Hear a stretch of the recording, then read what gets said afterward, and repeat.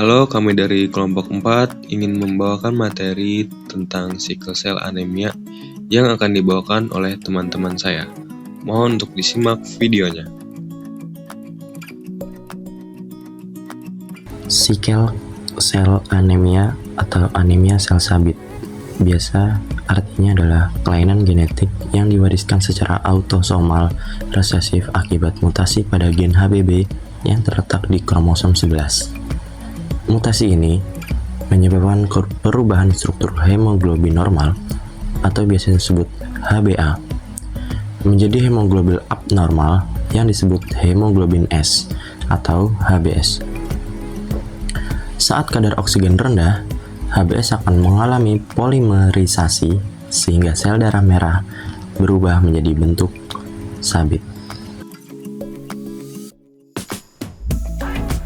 Selanjutnya itu ada mekanisme terjadinya sickle cell anemia.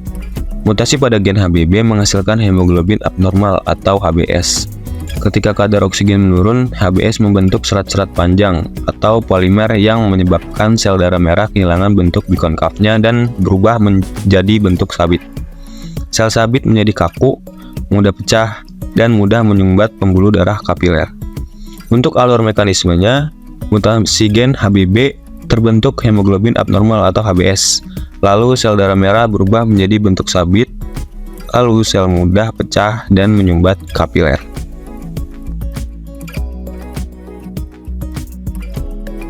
Perbandingan antara sel darah merah normal dan sel sabit.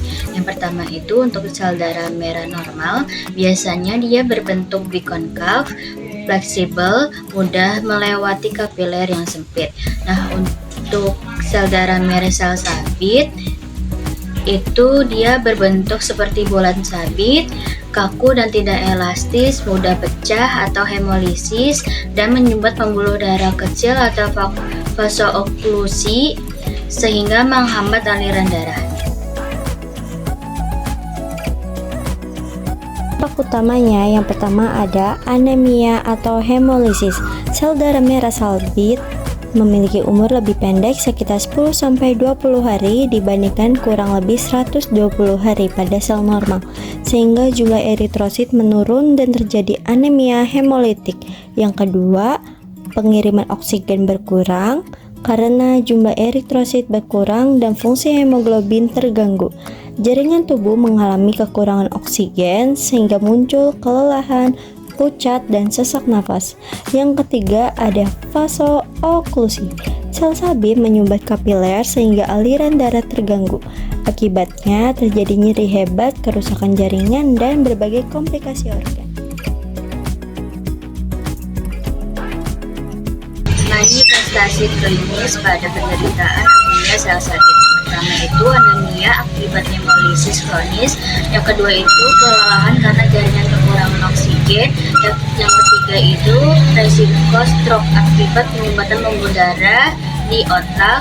Yang keempatnya itu resiko infeksi meningkatkan, terutama karena gangguan fungsi limpa.